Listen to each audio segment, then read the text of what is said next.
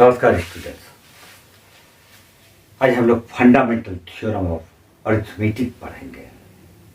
CBSE के नए syllabus के मुताबिक ये आपके सिलेबस के अंतर्गत आता है और ये काफ़ी इम्पोर्टेंट टॉपिक है। इसके कई एप्लीकेशंस भी हैं जिस पर कि हम लोग डिस्कस करेंगे। इसके एक एप्लीकेशन पर भी आज हम लोग डिस्कस करेंगे। लेकिन फंडामेंटल थ्योरम ऑफ अरिथमेटिक पढ़ने के पहले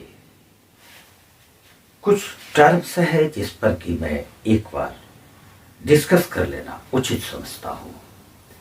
जैसे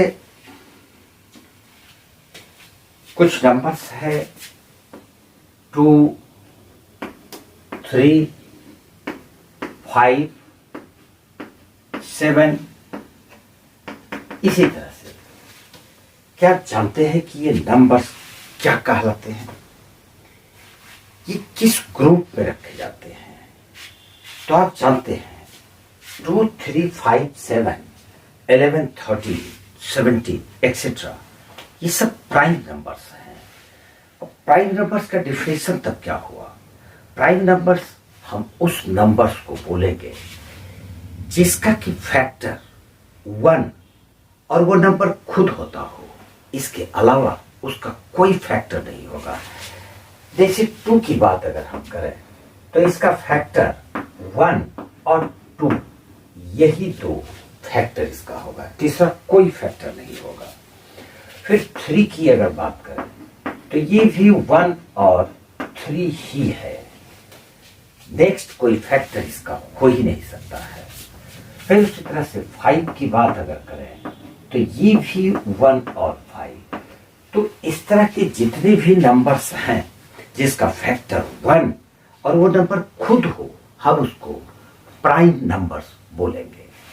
अब एक बात तो प्राइम नंबर्स आ गया, ठीक इसका उल्टा एक ऐसे नंबर की बात करें, मान लेते हैं हम लोग 4, 6, 8 और 10।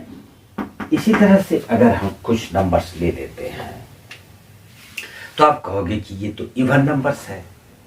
इवन नंबर्स तो है ही, इसमें कोई शक नहीं। 4, 6, 8, 10, 2, 4, 6, 8, 10, 12 ये सब इवन नंबर्स है। लेकिन देखिए अगर 4 का फैक्टर्स निकालोगे, इसके कितने फैक्टर्स हो सकते हैं? तो इसका फैक्टर होगा 1, फिर 2 और फिर एक फैक्टर इसका 4 भी होगा। इसका एक फैक्टर 4 भी होगा, यानी कि 4 का कम से कम 3 फैक्टर हम लोग निकाल चुके हैं, 1, 2 और एक वो नंबर खुद। तो यहां पर हम देख रहे हैं कि ये प्राइम नंबर्स है, ये प्राइम नंबर्स है। प्राइम नंबर्स में जितने भी नंबर्स होंगे उनका फैक्टर्स 1 और वो नंबर खुद होगा, यानी कि मैक्सिमम 2 फैक्टर है। लेकिन इस नंबर में 4 का फैक्टर 1 भी है, 2 भी है और 4 भी है, यानी 2 से ज्यादा फैक्टर्स इसका है। अब 6 की अगर बात करें तो 6 का फैक्टर 1 होगा, 2 होगा, 3 होगा और फिर एक फैक्टर 6 होगा। यहां पर हम देख रहे हैं कि इसके फैक्टर्स की संख्या 1, 2, 3, 4 फैक्टर्स है, 2 से ज्यादा है, यानी कि इसका जितना फैक्टर्स का संख्या है इससे ये ज्यादा है। तो ये वाला जो ग्रुप है नंबर्स का, इससे बिल्कुल अलग हो गया। दूसरे को भी ले लो, 8 को भी ले लोगे तो वही रिजल्ट आएगा, 1, 2, 4 एंड 8। फिर अगर 10 को लेते हैं तो 1, 2, 5 और 10, यानी कि ये जो ग्रुप है नंबर्स का, इसमें किसी भी नंबर का फैक्टर 2 से ज्यादा होगा। ऐसे नंबर्स को हम कंपोजिट बोलते हैं। ये नंबर्स कंपोजिट नंबर्स कहलाएंगे। तो कंपोजिट नंबर्स का डेफिनेशन क्या हुआ? वो नंबर्स जिसका फैक्टर 2 से ज्यादा होगा। अगर 2 फैक्टर है तो वो प्राइम में रखा जाएगा, और 2 से ज्यादा है तो वो कंपोजिट नंबर्स में आएगा। ये दोनों नंबर्स का जो डेफिनेशन है, इसको अगर आप याद रखोगे तभी आप फंडामेंटल थ्योरम ऑफ अरिथमेटिक को समझ सकोगे। अब हम लोग चलते हैं फंडामेंटल थ्योरम ऑफ अरिथमेटिक में। फंडामेंटल थ्योरम ऑफ अरिथमेटिक में जिस दो तरह के नंबर्स की हमको जरूरत होती है, वो नंबर्स का ग्रुप कंपोजिट नंबर्स और प्राइम नंबर्स है।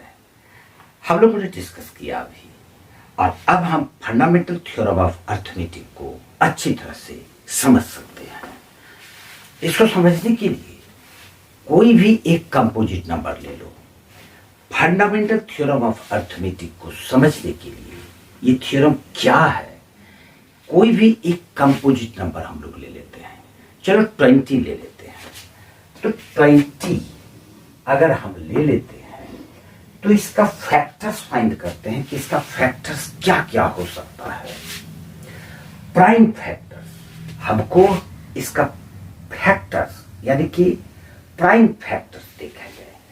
तो ये 2 10, फिर 2 5 और ये 5। अब हम 20 को क्या लिख सकते हैं? 20 को लिखेंगे 2 × 2 × 5। यहां पर आप एक पॉइंट को गौर कीजिए।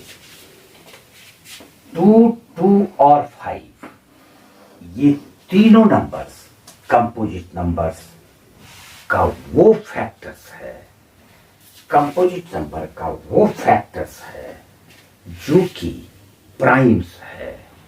चलो एक दूसरा एग्जांपल लेते हैं। हम लोग लेते हैं 35। 35 एक कंपोजिट नंबर है क्योंकि इसका फैक्टर्स 2 से ज्यादा है। अब इसका प्राइम फैक्टर्स निकालते हैं। ये 5 से कैंसिल होगा 7। तो हम 35 को क्या लिख सकते हैं? 35 को हम लिखेंगे 5 × 7। अब यहां पर आप देख सकते हो कि 35 जो कि एक कंपोजिट नंबर है, लेकिन इसका फैक्टर्स प्राइम नंबर्स है। कोई भी कंपोजिट नंबर ले लो, उसका जो भी फैक्टर्स होगा वो प्राइम नंबर्स ही होगा। एक और एग्जांपल ले लेते हैं, थोड़ा बड़ा नंबर ले लेते हैं, 50 ले लेते हैं। 50 का फैक्टर्स निकालते हैं 2 25, फिर 5 और ये 5। अब यहां पर 50 को हम लिखेंगे 50 = 2 × 5 × 5। अब ये 2, 5 और 5 ये क्या है? 2, 5 और 5, 2 भी प्राइम नंबर, 5 भी प्राइम नंबर। इस प्रकार से कोई भी कंपोजिट नंबर प्राइम नंबर्स के प्रोडक्ट के रूप में ही लिखा जा सकता है। कोई भी कंपोजिट नंबर प्राइम नंबर्स का प्रोडक्ट होगा, लेकिन एक कंडीशन है, इसका जो ऑर्डर है लिखने का ये कुछ भी हो सकता है। जैसे कि 2, 5, 5 हम लिखे, कोई इसको लिख सकता है 5, 2 और 5। आप इसको इस तरह से भी लिख सकते हैं। कोई इसको लिख सकता है 5 × 5 × 2। यानी कि इसका जो ऑर्डर है, प्राइम्स का जो ऑर्डर है, वो कुछ भी हो सकता है, लेकिन कोई भी कंपोजिट नंबर वो प्राइम नंबर्स का प्रोडक्ट के रूप में ही होता है। This is called fundamental theorem of arithmetic. इसका काफी एप्लीकेशंस है। जैसे कि आपको एचसीएफ और एलसीएम फाइंड करना है, तो हम फंडामेंटल थ्योरम ऑफ अरिथमेटिक से उसके एलसीएम और एचसीएफ को फाइंड कर सकते हैं। एक क्वेश्चन पर हम लोग डिस्कस करते हैं application of fundamental theorem of arithmetic का। फंडामेंटल थ्योरम ऑफ अरिथमेटिक का ये एक एप्लीकेशन है।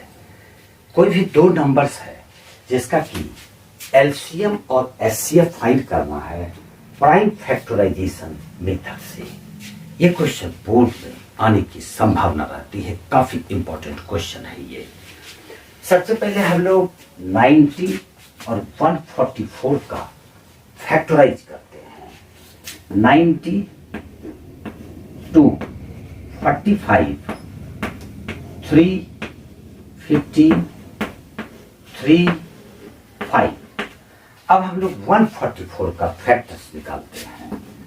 144, 272, 236 और फिर 218 और फिर 2, 9 और 3 और 3। अब इसको 90 को हम लोग लिख सकते हैं 90 इज इक्वल टू 2 एक ही बार है तो हम इसको लिखेंगे 2 पर पावर 1। 3 2 टाइम्स है तो इसको लिखेंगे 3 पर पावर 2 इंटू 5 एक बार है तो हम इसको लिखेंगे 5 पर पावर 1। इस तरह से ही आपको लिखना है। अब 144 में 2 1 2 3 4 टाइम्स है तो हम लिखेंगे 144 इज इक्वल टू 2 पर पावर 1 2 3 4। 2 पर पावर 4 मल्टीप्लाई 3 2 टाइम्स है तो 3 पर पावर 2। इस तरह से लिखने के बाद अब दो बात याद रखना होगा आपको। एलसीएम अगर निकालना हो, हमको एलसीएम अगर इसका निकालना है तो हम देखेंगे कि जैसे यहां पर दोनों में 2 है, देखिए कि 2 का मैक्सिमम पावर कितना है। तो 2 का मैक्सिमम पावर यहां 1 है और यहां 4 है तो मैक्सिमम पावर 4 है तो हम लोग मैक्सिमम पावर वाले को ले लेंगे। 3 2 है इक्वल है तो मैक्सिमम पावर 2 ही है तो हम इसको 3 पर पावर 2 वाले को लिखेंगे और 5 किसी एक में ही है या दोनों में रहता, एक में तो कम से कम जरूर रहेगा, उसको भी लिख लेंगे यानी 5 पर पावर 1। अब इसको सिंपली मल्टीप्लाई कर दो। 16 into 9 into 5 is equal to 720। इस प्रकार से इसका एलसीएम 720 है। अब एचसीएफ निकालना है। एचसीएफ में भी आपको एक बात याद रखना है, जैसे एलसीएम में हम लोग मैक्सिमम पावर को लिए लेकिन जब एचसीएफ निकालेंगे तो उसका मिनिमम पावर लेंगे। यहां पर 2 का मिनिमम पावर 2 पर पावर 1 है तो ये 2 पर पावर 1 लेंगे। 3 का पावर इक्वल है तो उसी को ले लेंगे 3 पर पावर 2 और 5 एक में ही है दोनों में नहीं है तो उसको नहीं लेना है। एलसीएम में एक में रहे या दोनों में रहे उसको लेंगे लेकिन एचसीएफ में अगर एक में ही है तो उसको नहीं लेंगे। यानी कि ये हो गया 2 इंटू 9 इज इक्वल टू 18। और इस प्रकार से हम प्राइम फैक्टराइजेशन मेथड से एलसीएम और एचसीएफ किसी भी 2 या 2 से ज्यादा नंबर्स का प्राप्त कर सकते हैं। फंडामेंटल थ्योरम ऑफ अरिथमेटिक की और भी एप्लीकेशंस हैं लेकिन आज नहीं, नेक्स्ट वीडियो में हम लोग उस टॉपिक पर डिस्कस करेंगे। आज इतना सा ही। जय हिंद, जय भारत।